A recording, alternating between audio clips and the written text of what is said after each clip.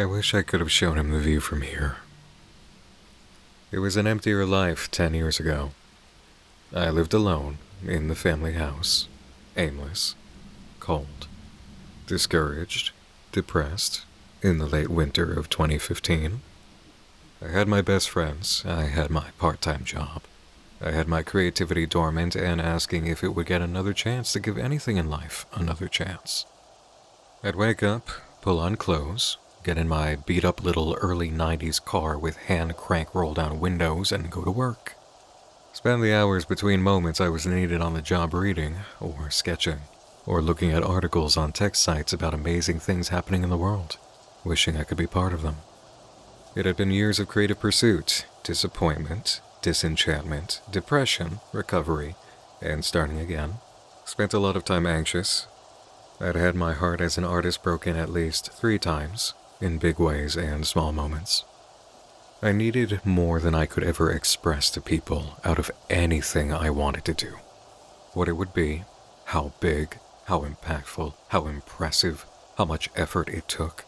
That it needed to be so amazing it made up for every round of trial and error, resulting in another road to Rome I had to cross out on the map. Time was ticking. I didn't go to college. With no one left inside it to actually live there except me, the house would be sold in a few years, and the solitude to try launching my grand plans in an environment with no disruption wouldn't exist anymore. The time spent not finding anything to prove to my family it had been worth it to believe in me, as I kept saying, "I'm doing things, just be patient please," kept mounting. Do or die, kid. You're gifted, aren't you? Intelligent as you are. Prove it. It wasn't the picture of reality that I needed to justify my existence to anyone. It was the pressure I'd applied to myself since I was young, compacting coal to make a diamond as quickly as possible. It's a misconception, you know. Coal doesn't turn into diamond if you crush it for years, and neither do people. I didn't know that. Do or die, hard work or mediocrity. The harder you work, the more you mean it, the more you'll be rewarded, and you'll deserve it. That was my way, even creatively. Overdo it if you actually care. That's how legends are made. That's how impressive you need to be if you actually want to make it. I'd begun as a novelist seeking literary agents in a time that I learned demanded you get a platform and name for yourself before they'd even truly consider you. The mindset of over-earn it was the first real response to the first dream I ever had if I wanted the gatekeepers to let me in and rubber stamp my dreams. Mix in every ounce of American grind-set propaganda at the time, stir with a shot of natural ambition, and a hearty scoop of constantly impressed adult applause, and you had a recipe for an anxious little powder keg living like there was a time bomb in his chest that would only be diffused by a fully certified professional of the 6-digit figures of variety saying, "You really did it. You've made it." Hell of it was. I didn't want to go to college. I didn't want to kowtow to some dickhead telling me what to do in service of his dream. And I didn't want to go through 4 years or more of proving I had the skills to make things, just to be clear to make things that could allow me to, at last, make things that I cared about. Established brick-and-mortar institutions lived around every dream I cared to enter. In my heart, I used a keyboard with one hand while reaching for a box of Molotovs with the other.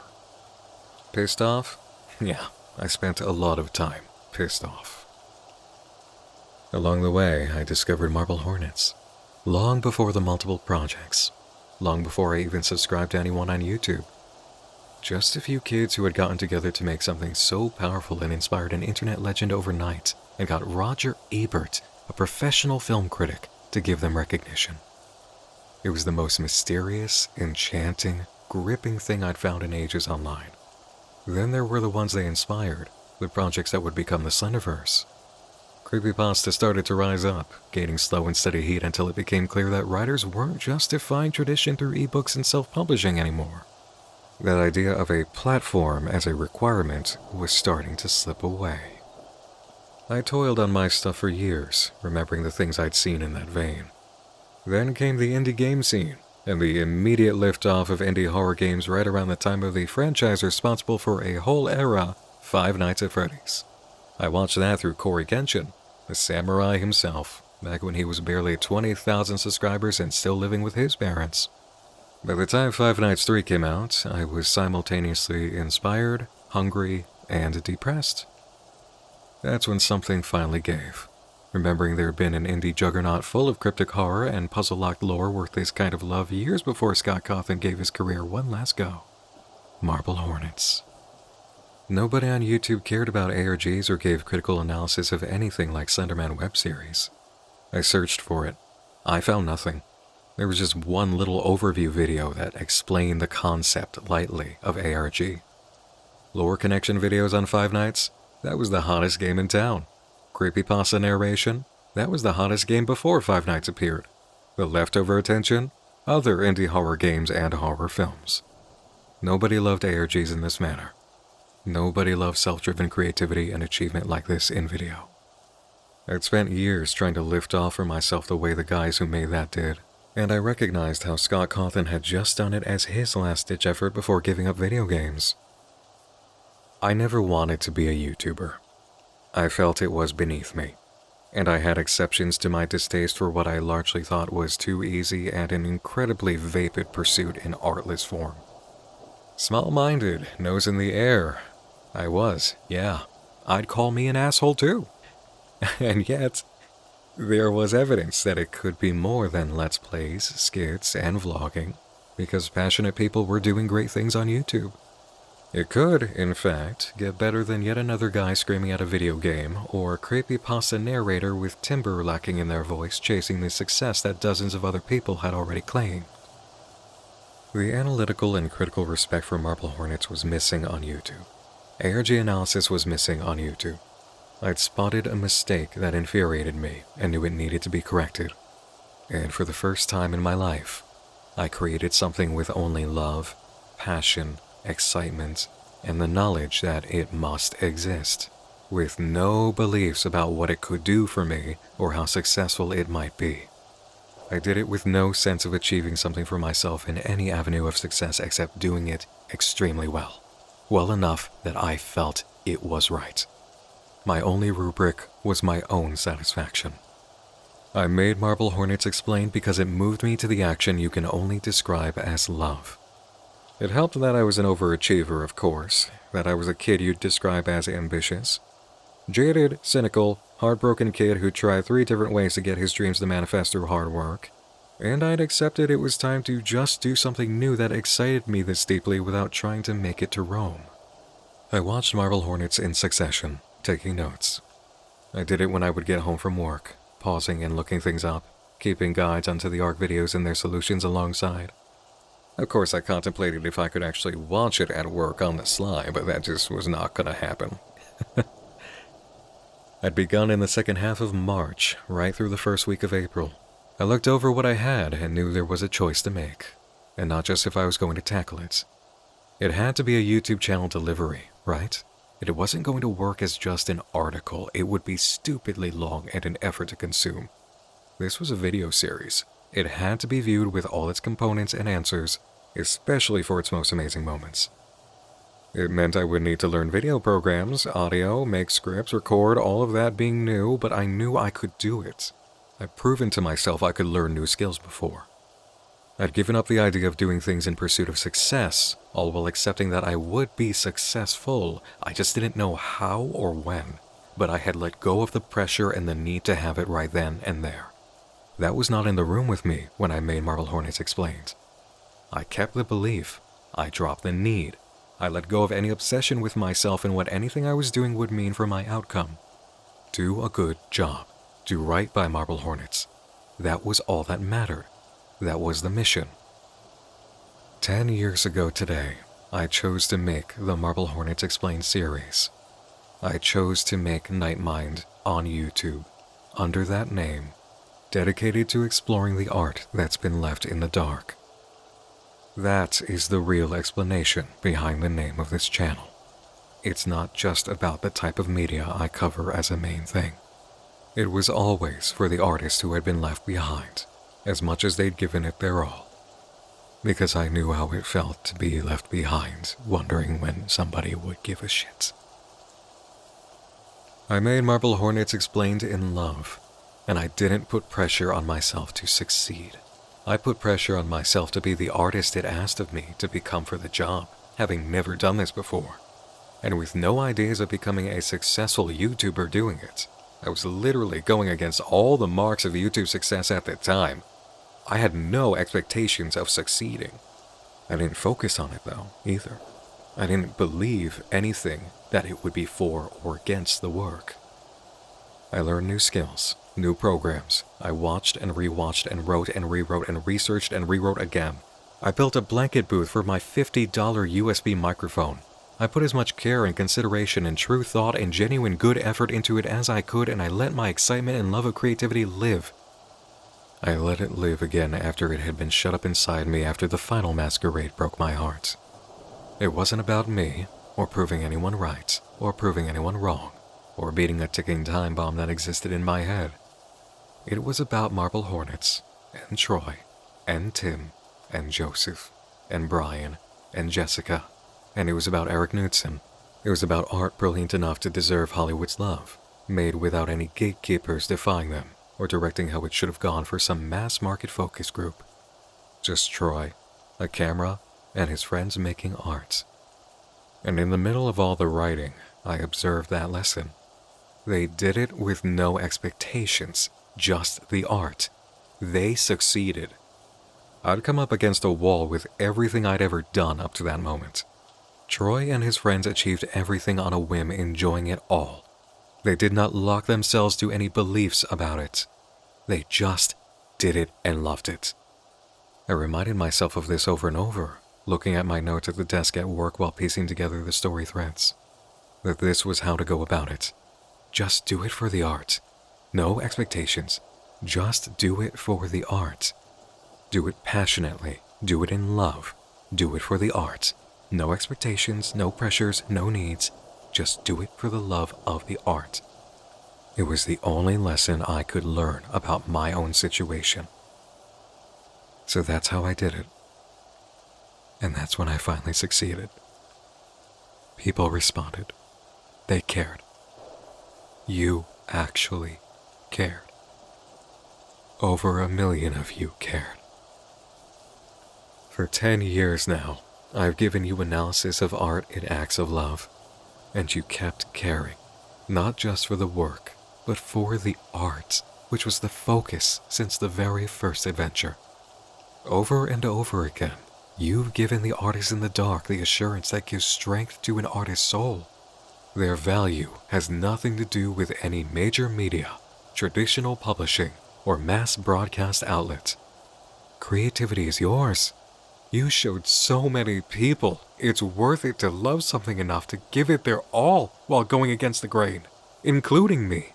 And I've gotten to live a life of granting awareness to millions of people that in art, there is no gate. 10 years in, and together, we've raised the awareness to the highest volume it's ever been at.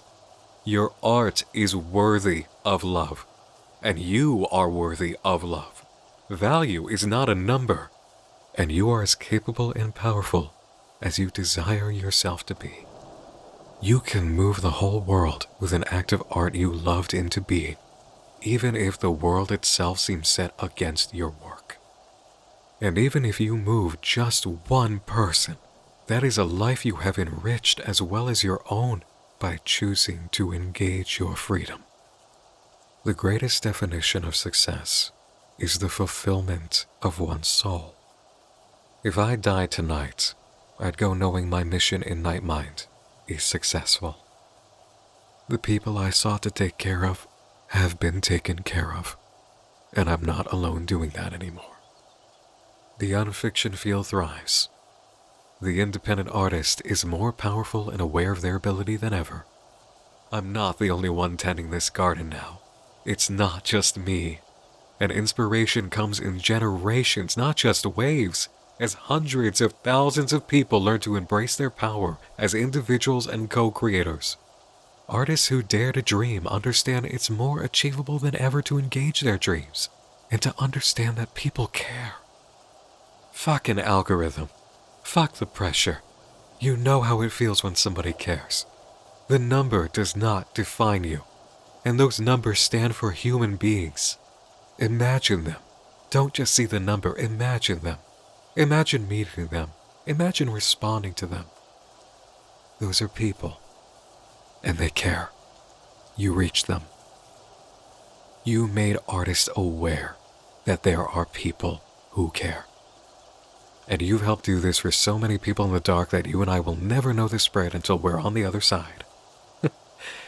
Every adventure, every series, every video, every stream, every glimpse, every candy ball, every single creator whose life you've changed with your support, who you've given a chance, it's been learned. There is no gate. Yes, you can. Yes, you can. You know you can. 10 years of Night Mind, just to say one statement. Yes, you can. Make it. Do it. Live, learn, create your art and yourself in the process. Let it grow and experience your own growth. Share it with others, even if it's just one person. Even if it's only you accepting yourself at last and showing that yes, you did it. Look at what you're capable of. It doesn't matter if it's fan art, fan fiction, or a cover song. Live. Make art. Yes, you can. Encourage each other. Unite and lift as friends, allies, peers, team members, audience members, fans. Let it be without pressure, without expectation, without need or requirement in any form except to do it in genuine soul and the passion that drives your dreams. Do it again and again and again, in every art form and style and craft that inspires your love and excites you to get in and give it a go, even if it doesn't have a name yet or the understanding of people around you. It doesn't need to be online, on video, on tape, or on paper, or physical media. It's as simple as answering the call you know must be answered in this life that is yours. This is your life. What are you waiting for? Open your mind. Open your heart. Release the pressures and let go of your fears. All your power is inside you already. And if you don't know it yet, you will. Live as big as you enjoy. Embrace your strength. The only gate that exists is one you allow for yourself. I've considered Night Mind's true anniversary to be July 20th, when Marble Hornets Explain was made public. I've let go of the overdoing it mindset that made years of this career harder than the love I felt when I began, and I recognize that yes, on this day, I can and do accept I have succeeded in the time doing this work I've long kept in my dreams. And in this time, I've done my job, and it is good, and I'm finally happy with it. The dawn isn't upon us yet. I'm not leaving until the sun is up. We have more time. At this hour, though, I'm honored and blessed and grateful to express my love for the time we've spent together and the good we've accomplished, and look forward with pride to all the good you will accomplish. It's 10 years since I made my choice to accept authentic love is the only way to roam. I found the road that has no gates. Now, go on your journey, and I'll be seeing you again real soon.